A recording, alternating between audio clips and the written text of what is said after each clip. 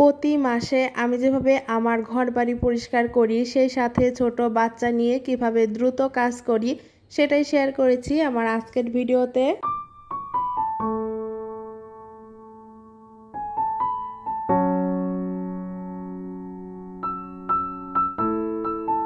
Hello everyone, আসসালামু আলাইকুম। আমি জেরিন, ড্রিম অফ তাসনিম মম চ্যানেলে সবাইকে স্বাগত জানিয়ে আমার আজকের ভিডিওটি শুরু করছি। আজকের ভিডিওটি সকালের নাস্তা বানানো দিয়ে শুরু করেছিলাম।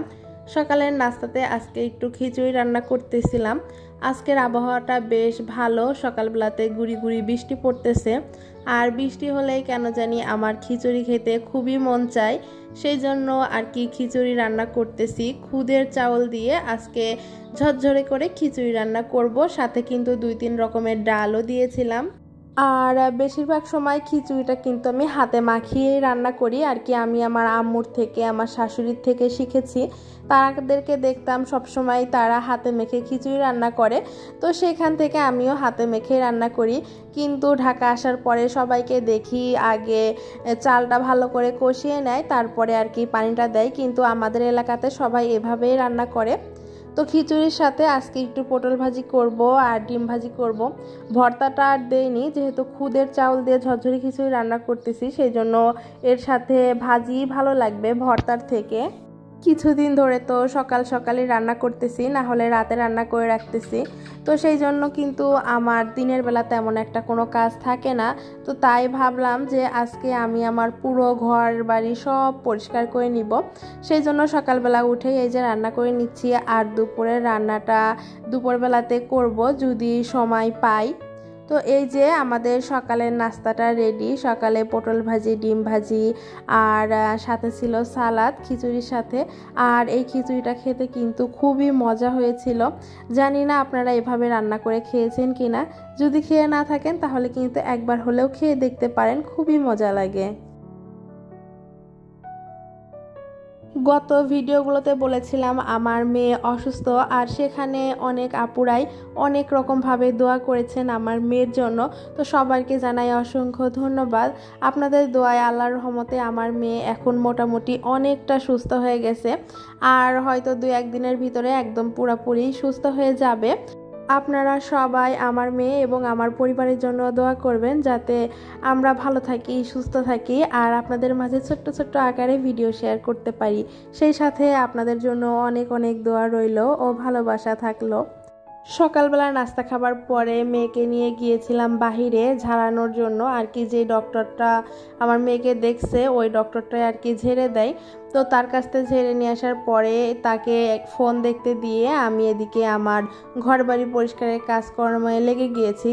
আজকে বাসার যেই সব রুমের যত পর্দা আছে, তারপরে বেডশিট আছে, সেই সাথে পাপোশ আরও অনেক কিছু আর কি যেগুলো আছে সেইগুলো সব কিছু কেচে দিব।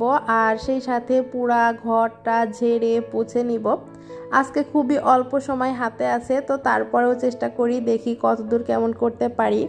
প্রতি মাসেই আমি 1-2বার করে এরকম পুরাটা বাসা ক্লিন করি। পুরোটা বাসা ধরতে গেলে প্রতিদিনই ক্লিন করা হয়, কারণ ঝাড়ু মোছা তো প্রত্যেক দিনই দেওয়া হয়। শুধু পর্দা, পাপোশ এইগুলো মাসে 1বার করে ধোয়া হয়। ঘরে যত মাকড়সা ছিল সবগুলোই ভেঙে নিয়েছি। আর দেখতেই পাচ্ছেন আমার ঘরে কি পরিমাণে যে ময়লা বের হয়েছে খাটের নিচ থেকে। আমার মেয়ে যেহেতু এখনও ছোট, তো ও যখন যেটা যা খায় সেটাই কিন্তু আর কি খাটের ফাঁক দিয়ে খাটের নিচে ফেলে দেয়। সেই জন্য কিন্তু খাটের নিচে অনেক পরিমাণ চিপসের প্যাকেট, জুসের প্যাকেট অনেকগুলাই জমা হয়েছে। তো সব কিছুই আর কি বের করে পরিষ্কার করে নিচ্ছি। আমাদের এই বাসাতে মোট 3টা রুম। আমরা যেহেতু 3 জন মানুষ, আমাদের কিন্তু এত রুম লাগে না। মাত্র 2টা রুমে আমরা থাকি, আর একটা রুম পড়েই থাকে সবসময়। ওই রুমে কখনো আর কি যাওয়াও হয় না। তো এই যে সবগুলো রুম ঝাড়ু দিয়ে নিয়েছি। আর এখন যে কাপড়গুলো আর কি ভিজানোর সেগুলো ভিজিয়ে দিচ্ছি। পর্দাগুলো সব একটাতে ভিজিয়েছি। আর মেয়ের, আমার আর মেয়ের বাবার কিছু কাপড় ছিল সেগুলো আরেকটা বালতিতে ভিজিয়েছি। আর যত পাপোশ আছে ঘরে সবগুলো পাপোশ আরেকটা বালতিতে ভিজিয়ে দিয়েছি। আজকে এগুলো কাঁচা ধোয়া করতে গেলেই আমার 12টা বেজে যাবে, কারণ আমার একটু ঠান্ডার সমস্যা আছে। একটু বেশি পানি নাড়াচাড়া করলে কেন জানি অনেক পরিমাণে গলা ব্যথা করে।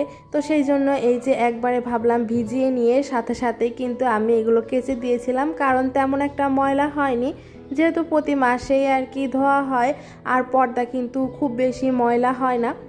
আর আমি কিন্তু এখন আর ছাদে কাপড় নাড়তে যাই না, এখন যেহেতু আমরা নিচতলাতে থাকি, নিচতলার যে পিছনের সাইডে বেশ অনেকটা জায়গা আছে, ওই জায়গাটাতে আপনাদের ভাইয়া কয়েকটা রশি টানিয়ে দিয়েছে আর এইখানটাতে এখন কাপড়গুলো মেলি, কষ্ট করে আর 5 তলার উপরে ছাদে যেতে হয় না আমার। তো এই যে তারপরে কিন্তু আমি একবারে গোসল করে নিয়ে এখন হচ্ছে ঘরটা মুছে দিচ্ছি। ওই যে বললাম যে একটু ঠান্ডার সমস্যা আছে, সেই জন্য কিন্তু আমি বেশিক্ষণ ভেজা গায়ে থাকতে পারি না। তারপরে ঘর বাড়ি মোছা শেষ করে একটু ভর্তা ভাত বসিয়ে দিয়েছিলাম আর পটল ভাজি ছিল, সেটা দিয়ে আজকে দুপুরে খেয়ে নিব। তো আমি কিন্তু প্রতি মাসে এভাবেই আমার ঘর বাড়িগুলো পরিষ্কার করে থাকি।